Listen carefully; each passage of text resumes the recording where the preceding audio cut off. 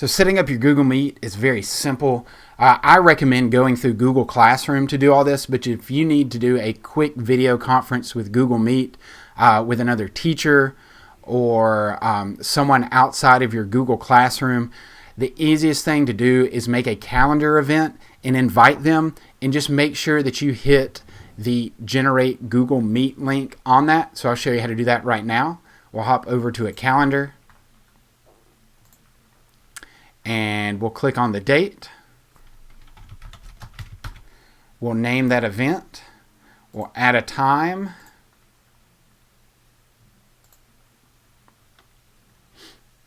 We'll invite our guest.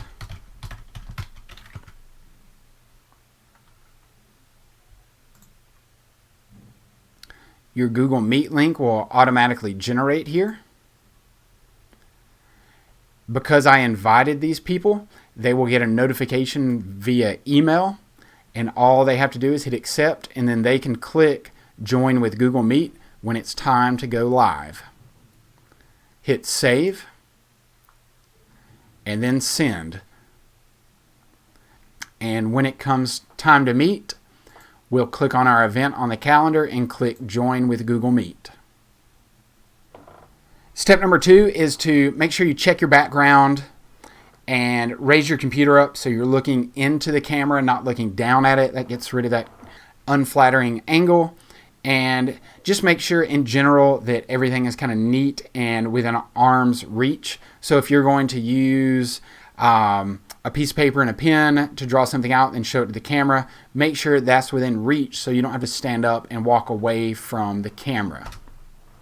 Number 3, make sure there's plenty of light on your face, and you want to make sure most of the time, unless you have a lot of light on your face, don't sit with your back to the sun or you will just be a black silhouette. For audio, make sure that you use some headphones so you don't get that echo sound. And most of your headphones are going to have small microphones on them, so that's going to give you better audio as well. And then when you're not talking, and especially for your students, make that a part of the procedure that as everyone joins, their mic is muted. And then create some way, maybe in the chat box, that they can type in the capital letter Q, and then you just need to keep an eye on the chat box. They can type in the capital letter Q. That means they have a question. Then when you get to a stopping point, you can call on those students one at a time, have them unmute their microphone, ask their question, mute the microphone again, and then you can answer their question.